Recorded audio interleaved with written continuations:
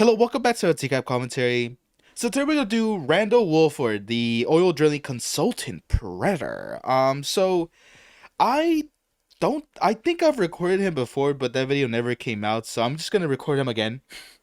But that was a while ago. That was like a while ago, so it probably wasn't as good as it would be now. But anyway, I'm gonna check him out. Don't know much about him, so we're just gonna keep going. So if you like TCAP, check out the channel. I have a lot of videos on TCAP in general. I also have police interrogations of these guys as well that I commentate over. So I'm sure you'll like that. Check that out, and we'll just continue. Alright, we're sending the decoy outside. During every internet sex predator investigation, a variety of men show up, and it's no different here in Murphy, Texas. The potential child predators range in age from 23 years old to 63. How's your drive? Not bad. From unemployed Hey, how are you? to successful businessmen. Take Randall Wolford, an oil drilling consultant. Hey, Hey, girl. how are you? Did you get lost? No? Online, he calls himself It New to Me. While chatting with a perverted justice decoy, he says he wants to go to lunch and a movie with Sequoia, a girl who tells him she's 13. He's 52. The next day, his intentions go from creepy to pornographic. I would come over and make out with you, show you how it feels, let you enjoy me as much. My God, that gave me a coughing fit. I don't know if you heard that, but obviously you heard it. But I just cannot believe, like, I'm gonna mention something later on that like is definitely a point of talk, if that makes any sense. But not for now. But 53 and a 13-year-old, man. Oh my God, I just cannot. I truly cannot believe I've been doing this for as long as I have, because this is like vile as all hell. But I guess Chris is like my only saving grace, because truthfully, if it was just the predators themselves, like that's just it, I don't think I could be honestly keeping up this type of energy to keep watching. With Sequoia, a girl who tells him she's 13. Texas too, He's 52. The next day, his intentions go from 52. creepy to pornographic. I would come over and make out with you, show you how it feels, No. let you enjoy me as much as I would you. I love to give oral and feel the sensation for your orgasms. Then, less than 2 hours after that chat, he can't. shows up at the house. I can't. He thinks the girl's mother is working until midnight. I've said this before. This whole, move the Coca-Cola can. I haven't said that in a while. Coca-Cola. From its can to a cup like this. Realizing what kind of is happening here, right? Like maybe the Coca-Cola is not cold. So you put it in here so you can put the ice. You can just fist the ice, which gross as hell, right? Where are you? Where is the sanitary factor to this entire process? But anyway, you should just keep these in the fridge. I don't know what you're doing, right? Like, I don't think anyone needs easy access here. You could just walk like a couple of feet to go to the fridge.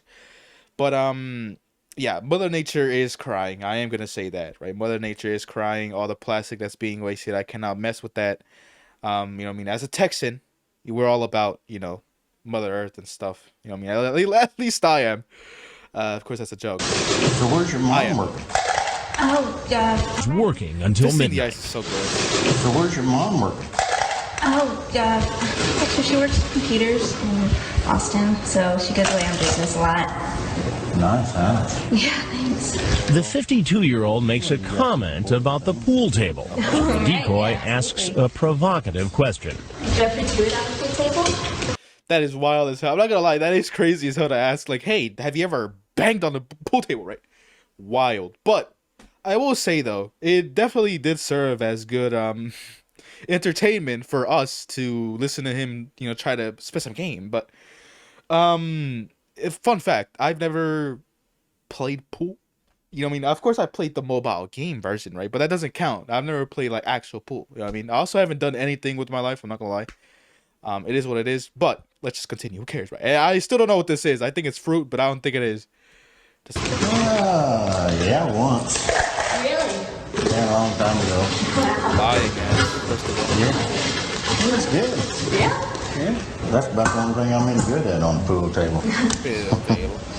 God, man. You know what? I never, because again, I think I've seen this before, but that video never came out. I think he's like straight up lying about that. I think he's trying to like insinuate or like trying to move in that direction to be like, hey, well, like I guess I could show ya. You know what I mean? Oh, man, I just cannot. I'm surprised he didn't say that, but funny enough, the interaction.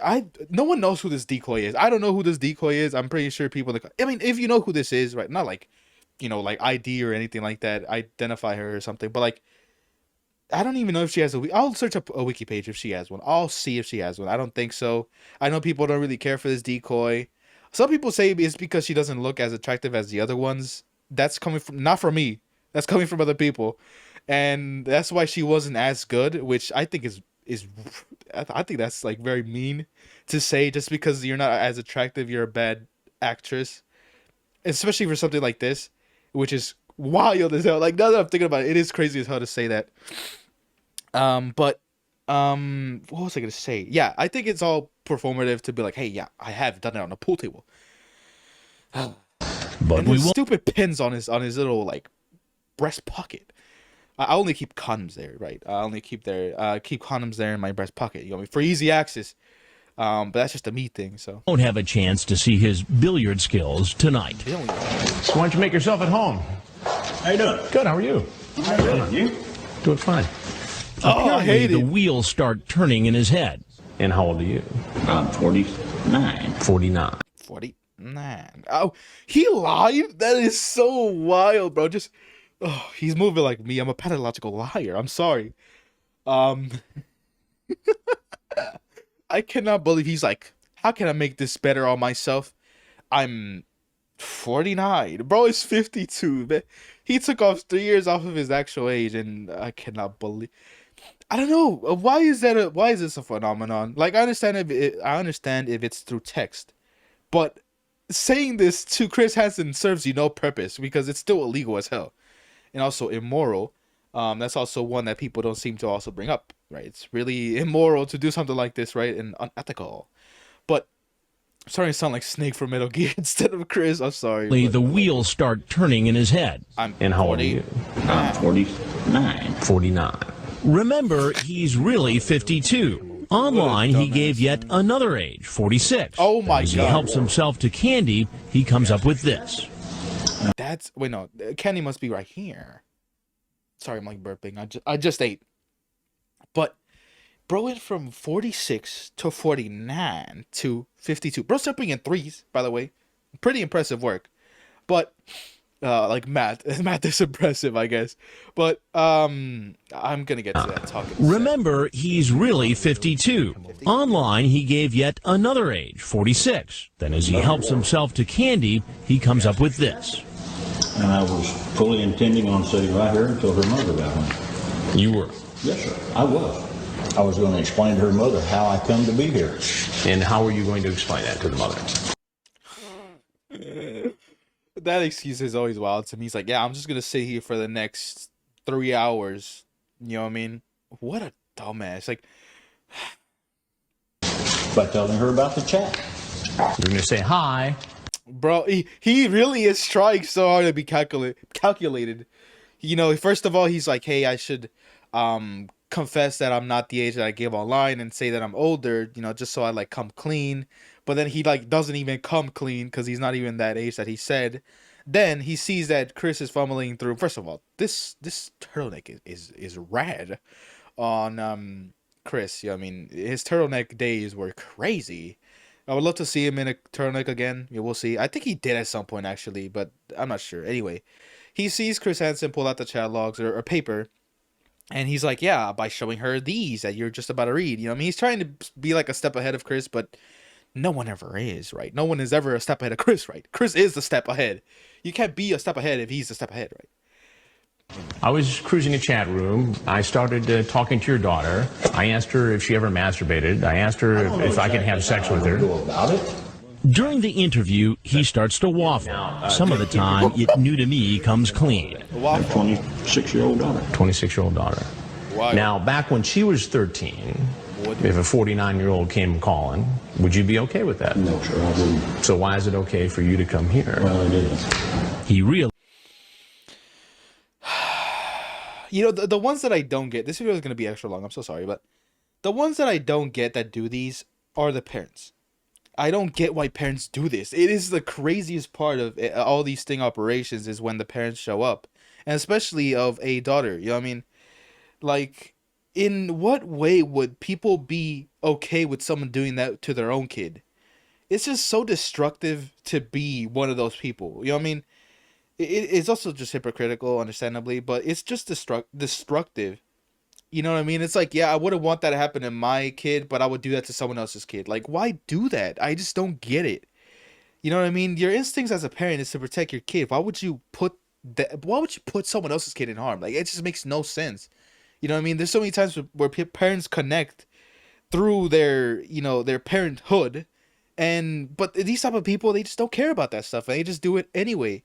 And it's just so wild, and it's never gonna be to a situation where you're gonna get through to their heads because they're saying what you want to hear. You know what I mean? They're like, yeah, I wouldn't like that with my kid. Maybe it's true, but at the same time, they're not gonna learn from it. Truthfully, you know what I mean? Realizes what he said in his chat speaks for itself. I would love to taste you, Sequoia. Show you how good it feels to have a man down on you. Yes, sir, I did say that. No denying it. I would enjoy that very much. While he can't deny what he said online, he sticks with the claim he would have waited for the girl's mother to return. Now, the other problem with your Good Samaritan story is that was not the discussion you had when you first came in here. She asked me if I had ever done it on a pool table. And I said, I hate the crazy eyes he's always had. And I remember why this video never came out when I first recorded it. I don't know if I said that in the beginning. But it's because I actually got unreasonably mad at him. For obvious reasons. Like, these type of people piss me off, obviously. I mean, obviously.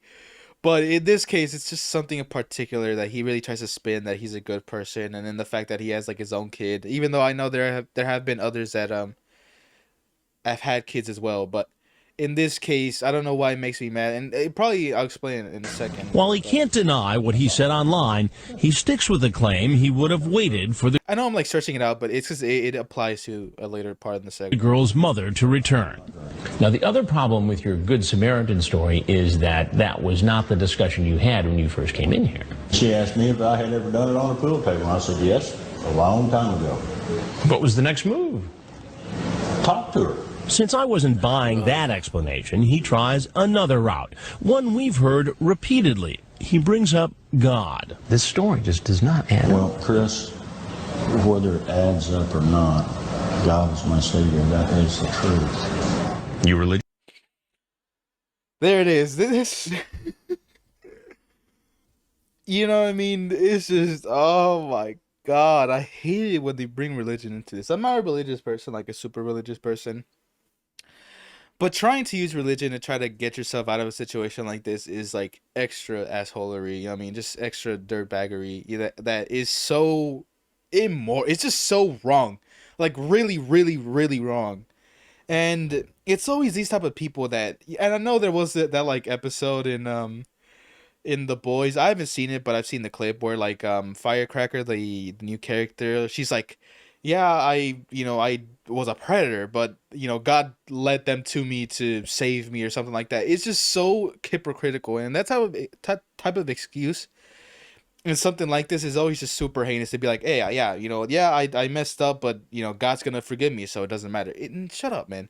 It's incredibly cringe to just hear that, to be like, oh, Chris, it doesn't matter what the truth is. All I know is that God is my Savior. It literally applies nothing. As you could have another said route, anything. one we've heard repeatedly. He brings Moron, up bro. God. This story just does not add up. Well, Chris, whether it adds Jesus up or Christ not, will save you. God is my Savior. That is the truth. You religious, man? Yes, sir. I'm a faithful man. Yes, sir. Does your faith involve visiting 13-year-old girls or home alone? No, sir, it does not. And I really screwed up big time. Well, All I had to do was ask God for forgiveness. Shut up, man. So stupid. And I'm sure, like, again, there are good religious people. Don't get me wrong. And I'm sure you can agree with me. Like, I hate when people do this type of shit, man. It just gets my blood boiling. It really does. And I'm not even religious. So it's like, for people who are, that are, seeing this happen to their religion and their faith, it's just, I'm sure it's even extra, angry. Angerifying? I don't know. But it's always these type of people too that, like, I'm like, this is the rant I was gonna go on. These type of people who would like be pastors or be like very like important people in like a church, that always just makes me pissed, man. Like always try to get like people on their side, religion on their side. You know what I'm talking about. You know what I mean? It's always like the pastors that do it, this and that. Ridiculous, man. It's just so incredibly ridiculous. Where it's like people would probably say that this guy, oh yeah, Randall, he was a good man. He was a good, he really helped out the church. He was a faithful man. He did everything for his family. Legit, this type of person would be someone that people would say that about them after they found out that he did something like this. It is annoying as all hell. Like if being a faithful man relieves you of all crimes and unethical actions, man, then what is the point of it? You know what I mean? It's just so ridiculous, man. You just cannot wash away certain things, man. But people really make it seem like you can. Does your faith involve visiting 13-year-old girls who are home alone? No, sir, it does not. And I really screwed up big time. Well, there's a couple things you got to know. And I'm Chris Hansen with Dateline NBC. And we're doing a story on adults who try to meet kids online for sex. Now, if there's anything else you'd like to say, Randy, we'd like to hear it. If not, He's apparently never seen To Catch a Predator and doesn't realize while he's walking away from us, drink in I hand, would beat somebody up like that. I'm so sorry, but these type of people just piss me off, man. Like that's as much as I could say on YouTube, truthfully. Like I would say so much more if I could, but it's like the collar shirt wearing, the jeans wearing, probably wearing some form of boots, and he's like, yeah, I'm a faithful man. You know what I mean? I'm a red-blooded Texan. It just annoys me so much, man. he's walking ridiculous. towards the Like Murphy it's so high, like you try to act so high and mighty, but honestly, you're like the worst of the worst. Police Department. Police! Get on the ground. Get on the ground. Get on the ground. Cameraman is also underrated. He's whisked away in an unmarked car and driven to the police station where he's searched. You got anything on you that's gonna stick me or poke me? No, sir. The police find a condom in his pocket. His truck is also thoroughly searched. He owns 14 guns as well. Turns out It New to Me is a gun enthusiast. That's a list of all the guns and serial numbers. There weren't any guns in the truck. Officers What? That is just so ridiculous. That is like really weird to have all your guns with serial like numbers in your truck. Like if you had them like stored away in your house, that's fine. Obviously, you can do whatever you want. I'm gonna keep documents in your house, but keeping them in your car is weird as heck. It's just. This guy is just something else. The police find a condom in his pocket. His truck is also thoroughly searched. He owns 14 guns as well. Turns out It New to Me is a gun enthusiast. That's a list of all the guns and serial numbers. There weren't any guns in the truck. Officers also find naked pictures of the 52-year-old on his digital camera. Then he's brought into the booking station. Do you have any allergies? No, ma'am. You turn and face that way? He leaves the booking station and is brought. Honestly, he like straight up, he looks like a sex offender. Like just in general, I wouldn't trust someone like this. Truthfully, even if I didn't even know anything about this guy, I probably wouldn't trust him anyway. He looks like a bad person. In for questioning. After he's read his rights, he starts to talk, telling a familiar story that police don't buy. And just as I told Chris with Dateline, my intention was to sit right there and wait until her mother come home. Eventually, God put me in her path to save her. Shut up. he tells her the truth. I truly don't know why I was so stupid. All the way down here, I was telling myself, yeah, this isn't right, and No, it's definitely not right. Somebody your age going over to a 13-year-old girl's house to have sex. it's pretty low. When you were chatting with her and talking about sexual things, like at one time you talked about wanting to hold her close and you'd like to feel her have an orgasm. Yes, sir. Is that true? Yes, sir, I did. At the time you were doing that chat, didn't you intend to have sex with the girl? I guess you could say I did, yes, sir. Is the only redeeming quality of Randall is how he accepted it at the end, but his behavior in the house will never be justified or like ever, padded in any form. The way he walked out, the way he was chatting to the decoy, the way he brought up religion is to like have a cop out. All factors that just makes me hate this guy. Probably one of my more hated guys that I have on a list. maybe down the line I'll definitely rank them in who I hate the most. You know what I mean? Like in an actual graph. Or maybe I'll even stream it. Who knows?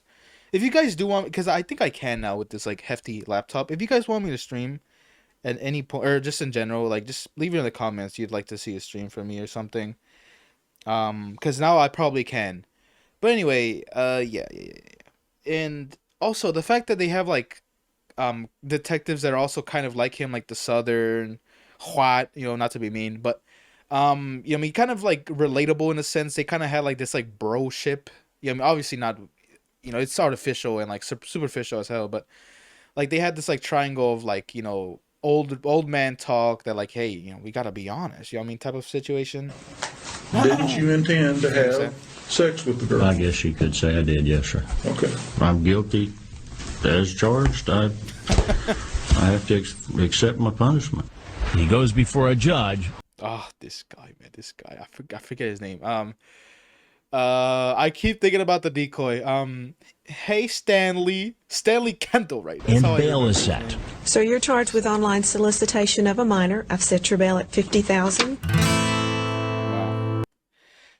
Randall Howard Wolford was arrested during the Murphy, Texas sting in November 3rd, 2006. He was charged with online solicitation of a minor under 14 years of age. The next day, he was released on a $50,000 bail bond awaiting trial. After the suicide of another suspect, the district attorney refused to prosecute any of the men arrested during the sting operation, saying many of the cases were tainted with the involvement of amateurs. Crazy. Thus, the case against Wolford was dropped. Wolford got divorced from his wife on March 2nd, 2007 after 8 years of marriage. On March 20th, 2008, Wolford began swapping dirty talk with a police sergeant posing in a chat room as a 13-year-old named Jennifer.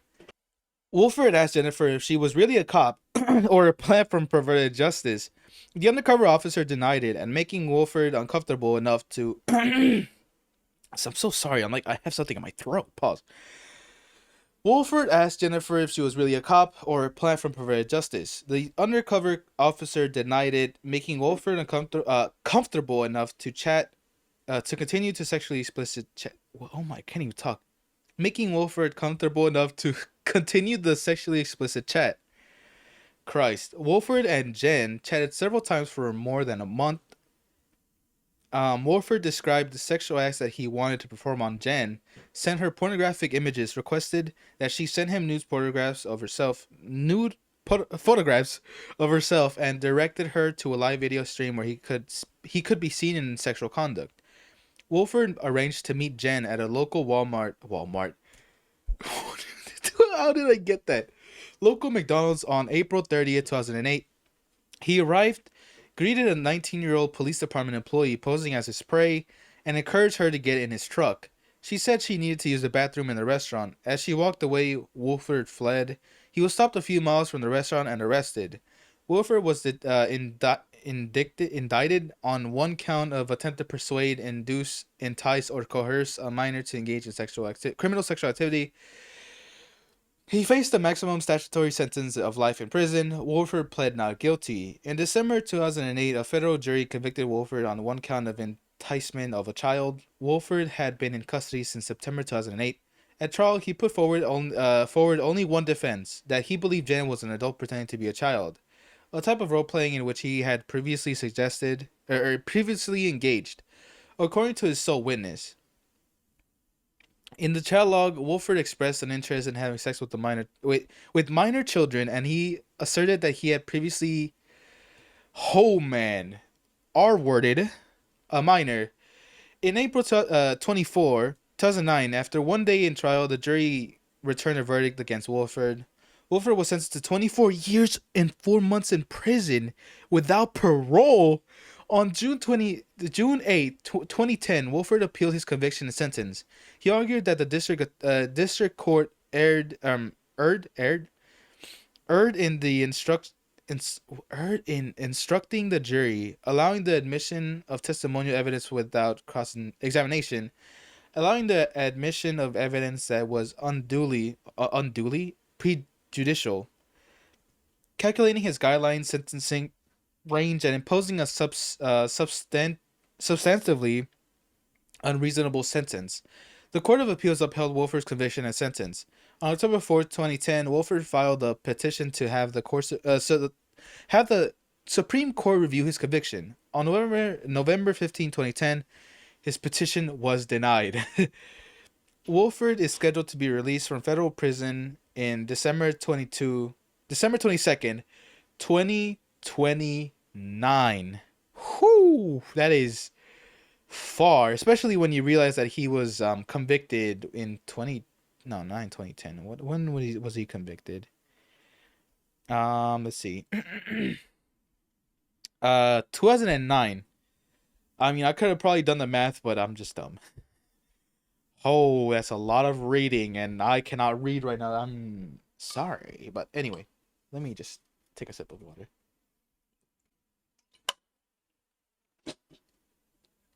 Man. What? Mario Martinez 15 hours ago. What? Anyway, Randall Wolford. I would love to taste you, Sequoia. Randy expressing his sexual desires. So we have Randall Wolford, aliases Lightman Texas at AOL.com. It New to Me, Randy. His relatives, his daughter, ex-wife, and he is his affiliation and occupation: oil drilling consultant, formerly an imprisoned inmate, obviously because he's in prison. He's divorced. He was born 1954. He's old now, like really old. What is that? Like he's 70? He's 70 years old. He's male, obviously, hair color brown. So, Randy Howard. I can't speak, and I'm trying to read this entire page. Randy Howard Wolford is a predator that was involved in the Murphy, Texas investigation of psychiatric predator. He is best known for escaping charges in this investigation, only to be arrested again for the same activity and given a lengthy sentence. Biography and chat. So Randall Howard Wolford was born in 1954. He worked as an oil drilling consultant, which was a well-paying position, and resided in Witty, Texas. Wolford was married and had a daughter, who was born in 1980. He lost a portion of his right index finger, but the specifics of how remain unknown. On November 3rd, 2006, 52-year-old Wolford started an internet chat with a perverted justice decoy who was posing as a 13-year-old named Sequoia. Despite the fact that his conversation log cannot be accessed online, it is known that he used the screen name It New to Me. Wolford misrepresented his age by saying he was 46. He initially intended to take the girl out for lunch and to the movies. The next day, however, Wolford declared he intended to visit the girl's home and have sex with her. He claimed he enjoyed giving oral sex and experiencing the sensation of orgasms. So the confrontation. Just less than 2 hours after the conversation, Wolford drove to Murphy, Texas, Sting House. His assumption was that the mother of the decoy was a technologically executive away on business in Austin. With Lindsay Faye Wagner, the decoy posing as a... So I did say I was going to look at her. That looked like something else to me. I was like, what is that? So Lindsay Faye Wagner. I think the toilet's gone. Lindsay failing at ad-lib. Lindsay Faye Wagner, also known as Lindsay Faye, was one of the female decoys for the Murphy, Texas edition of To Catch a Predator. Lindsay was the heavy set decoy used by Dateline because, in the words of Chris Hansen, they wanted to prove a point that it didn't matter what the child looked like because predators would prey on anyone. He was wrong. Oh my god, I cannot believe that was something that was said. I can't believe that is so mean, man. So they're saying because she was like on the heavier side that they wanted to prove something that predators would even go for, like, quote unquote, like unconventionally ugly people.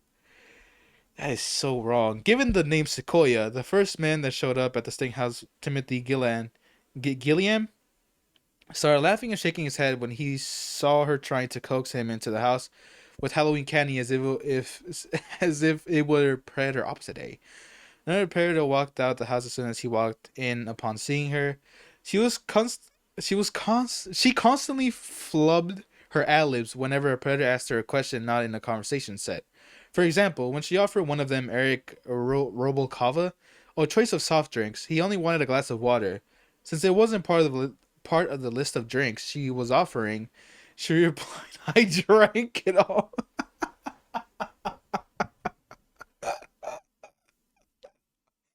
Oh my god, I'm gonna have to watch that one at some point. That is hilarious. I drank all the water. That is wild. Despite there being a tap not even 5 feet away from her, when asked to use the bathroom, please, bro, she struggled to come up with a response, delivering the line at the top of the article. Oh, I think the toilet's gone. The toilet walked away, man. What's so funny? She struggled to cut. Oh, yeah, okay. Finally, another potential predator. Upon seeing her exit the house as soon as he came in, she ended up being replaced by Del Harvey for the rest of the sting. That is so bad. Wagner is an actress and a SAG member, so she went into theater after TCAP and also had small parts in shows like Ray Donovan, Law and Order True Crime, and I Love Dick. What? She... Hold on. Oh, here it is, right? She looks really different. That is crazy. Interesting. Told that. She's been in Jane? No way. I love that movie. Or short. My bad. I'm lying, obviously. I don't know what all that is. Anyway. She also slimmed down considerably since her TCAP days. Trivia, despite her build, Chris Hansen would refer to her as petite in post-production voiceovers. That is so mean, bro. Why are they so mean to her? The decoy posing as a teenage girl, Wolford chatted casually while helping himself to a drink. He complimented the house and the pool table. When Wagner questioned him about having sex on a pool table, he answered that he had done it once and that it was the only thing he was good at on a pool table. As Wolford walked towards the kitchen, Chris Hansen walked in and told Wolford to make himself at home. Chris and Wolford shook hands as they introduced each other. Wolford hesitantly started helping himself to some candy before Chris inquired about his age. Wolford claimed he was 49. According to Wolford, I can't even say Wolford. I cannot say the word. I hate my accent. I'm just so done with it. According to Wolford, he would have remained seated on the stool until the girl's mother returned. He claimed he would have discussed the chat and given an explanation of his presence at the house. Chris rejected his claims and pointed to Wolford's obscene chat log as evidence. Wolford then acknowledged having a 26-year-old daughter and said that if she were a minor, he wouldn't be comfortable with an adult man seeing her. When Chris read, "I would love to taste you, Sequoia, and show you how good it feels to have a man down on you," Wolford confessed that he wrote those quotes, but he insisted that he would have waited for the girl's mother. Thank you. Anyway, let's see. Chris again challenged Wolford's claims by pointing out that the conversation he had after entering the Sting House, was different from the one he had earlier. Wolford said he told the girl about his sexual encounter on a pool table because she inquired about it. Chris questioned about what would be the next step, to which Wolford replied he would have talked to her. Wolford then brought up Christianity when Chris wasn't believing his arguments. In his word, God is his savior. He insists that he was telling the truth. Chris subsequently questioned whether his fate compelled him to visit children who are home alone. Wolford stated he screwed up big time. Wolford picked up his drink and left when Chris disclosed who he was and the cameras came out. Wolford was arrested by police and taken into custody. God, I'm so sorry. I'm like stuffy. I also woke up not that long ago. I know it's late, but I still feel like I'm asleep. Wolford and his truck were searched by Murphy police. They found a condom in his pocket. When they searched his truck, they found 14 firearms with hundreds of rounds of ammunition and a digital camera that had photographs of him naked. Wait, they found guns in there? They found guns in his... They found 14 firearms with hundreds of rounds. That is weird. After being taken in for questioning, Wolford once again asserted he would have waited for the girl's mother. Eventually, he admitted everything. He claimed that he was going to the Sting house. He claimed that he was going to the Sting house. He allegedly kept reminding himself that it wasn't right. He labeled himself stupid. Coming to meet a child for sex, in his word, was pretty low. When the investigators inquired about his intentions, Wolford declared that he would have had sex with the girl. He stated, "I am guilty as charged. I have to accept my punishment," and that he had no idea what he made. He had no idea what that he had no idea what had made him do such a stupid thing. I'm so sorry. Following his arrest, Wolford was taken. I know some people are laughing at me right now, and if you're laughing, you're mean too, by the way. Following his arrest, Wolford was taken before Judge Kathy Hayden, who set his bail at $50,000. He was charged with online solicitation of a minor, a felony carrying 2 to 20 years prison sentence. In June 2007, Wolford's charges would later be dropped, along with all the other predators who came to the house before the suicide of Assistant District Attorney Louis Conrad, the famous reason why TCAP went down. The controversy surrounding the Murphy sting, Wolford's wife was informed about his actions. She started the process of divorcing right away. Good, right? Very smart, good woman. And on March 2nd, 2007, it was finally finalized. He left his White Rights residence and moved into a new one in Midlothian, Texas, as he was now living alone. His second arrest. So, on March 2008, a Samson Park police officer was contacted by Wolford after entering a Yahoo chat room under the disguise of a 13-year-old girl named Jennifer. Wolford used the screen name LightmanTexas at yahoo.com. When the officer reassured Wolford that they had previously communicated online with other individuals and had acquired sexually explicit images from these men, Wolford resumed their instant message conversation. The undercover officer categorically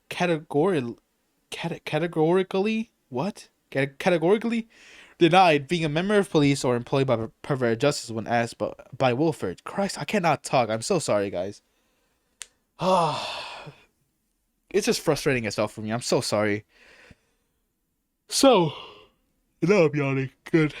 This is such a bad video. I'm so sorry. In less than 2 hours of online communication, the topic became sexual, and Wolford demanded that the undercover cop disclose specifics of an earlier meeting with another man. Wolford kept describing to the undercover in explicit sexual terms what he planned to do with her. More online conversations followed, and during one of them, Wolford offered to provide a webcam to the undercover cop because he would love seeing her on camera and wouldn't meet anyone he had already seen on webcam. He later transmits a webcam video of himself having an orgasm during the same chat. Wolford proposes that they set up a meeting and that she could miss one day of school while her mother is at work, but they would first have to speak on the phone. Wolford wanted to confirm the child's age. Wolford continued to try to convince, induce, or urge the 13-year-old girl to have sex with him in subsequent conversation with the undercover cop. On April 14, 2008, Wolford gave her his phone number so that she would call him. A 19-year-old Sampson Park Police Department employee called Wolford on April 15, 2008. While pretending to be a 13-year-old girl, Wolford had a perplexing phone call as a result of his refusal to discuss any explicit sexual matters. On April 23rd, 2008, Wolford got in touch with an undercover cop to arrange a meeting at Fort Worth McDonald's. Wolford promised to have a beverage ready for her in his car. They scheduled a second meeting for April 30th at the same McDonald's after he failed to appear. The same 19-year-old Sampson Park Employee Department officer who called Wolford that day was dropped off 30 minutes before the intended meetup, a block from the restaurant. She was dressed as the undercover cop had stated she would be wearing. Wolford pulled up to her as she entered the McDonald's, stopped and said, "Hey Jen, over here, get in." The undercover female officer. Oh my god, I can't even speak, man. Fuck. Wolford pulled up to her as she entered the. Okay, yeah. The undercover female officer subsequently announced that she had to visit the restroom and would be returning shortly. Then Wolford fled the area and was taken into custody. I'm trying my hardest. In July 2010, Wolford contested both his verdict and punishment. The district court, according to Wolford, erred in the jury's instructions. The testimonial evidence admitting without cross-examination. The evidence admission that it was overly prejudicial. The calculation of his guideline sentencing range, and the imposition of a subset. Bro, what is with these big words? Oh my god, I cannot substantively inappropriate sentence. Wolford contended that the district court miscalculated by neglecting to tell the jury that his speech was protected by the First Amendment if he believed he was conversing with an adult over the internet. When it was brought up about being caught in the dateline sting, Wolford contended that the inclusion of some of the interview transcript violated his rights under the Confrontation Clause of the Sixth Amendment because Chris was not a live trial witness. Wolford claimed that the district court made errors by allowing transcripts of online chats with unknown individuals that were discovered on his computer, as well as pornographic images of children, a list of pornographic websites that were bookmarked on his computer, and still pictures taken from pornographic videos that he sent to Jen. According to Wolford, the child logs and child images constitute inadmissible testimony about his past behavior and are solely relevant to his character. I don't even think that's how that works, but okay. The conversation log, according to the court, featured remarks from Wolford in which he claimed to have previously R-worded a minor and expressed interest in having sex with them. Those comments raised questions about Wolford's claim that he thought he was role-playing game with an adult. Furthermore, his role-playing defense gave the chat transcripts strong probative value. The district court also found that Wolford's motivations and intent were strongly supported by the pornographic photos. There were employees to disprove Wolford's assertion that he didn't really think the people he spoke to were minors, and to demonstrate that he had the motivations and intents to coerce some child into doing unlawful lewd acts. Wolford contended that it was improper for the district court to allow his bookmark list and still pictures of a young girl in his him engaging in sexual activity that he directed Jen to as evidence. Let's see. Additionally, he pointed Jen to some of his bookmarked favorites websites. He claimed that this evidence unfairly prejudiced him.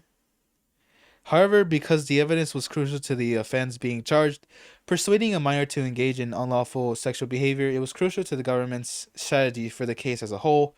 Wolford further argued that the district court miscalculated in determining that his lack of plea bargain qualified him for an upward departure for possessing child pornography, even though he was not charged with having it.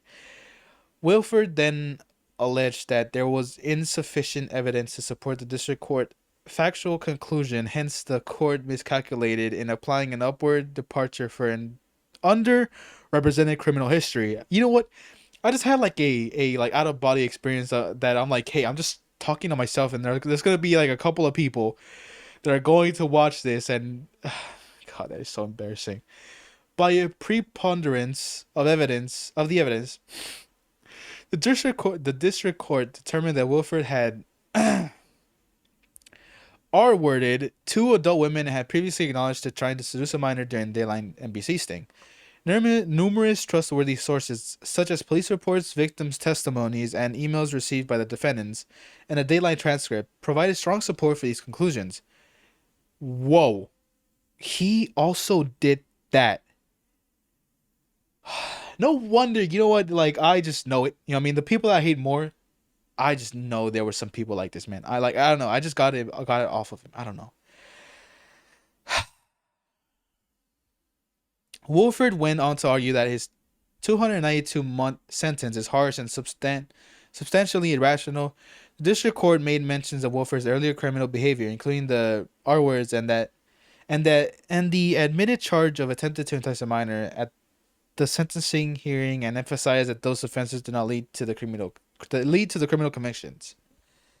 They said that Wolford's criminal history category significantly understates the seriousness of his past offenses, and that the potential for Wolford to conduct additional sex-related crimes in the future. At sentencing, the district court found that an upward departure would further the goals and was appropriate given to the circumstances. For the reasons mentioned above, Wolford's conviction and imprisonments were upheld. Because federal inmates must complete at least 85% of their sentence before being freed, Wolford won't be eligible for parole until December 22nd, 2029, when he is 75 years old. Christ. God, man. That was so bad. I'm so sorry. That was like such a subpar reading from me. I'm so sorry. But yeah, that'll be it for this video. Thank God. You don't have to read. You don't have to listen to me read anymore. My God, I am so sorry. I apologize. And if you're new here watching me read all this, believe me, I think that's the worst I've ever performed while reading. I don't know. Maybe I'm just thinking about something else on my mind, but go watch another video of mine where I always read them out at the end. You'll see that I'm not as bad as this one. You know what I mean? As bad as I did here. God, I just want to cry at this point. Anyway, we'll catch some other time, please. You know, wish me luck on perhaps keeping my mind, because I am going to lose it. I swear to God, from all this reading. But anyway, I'll catch you some other time, and goodbye. Have a good day.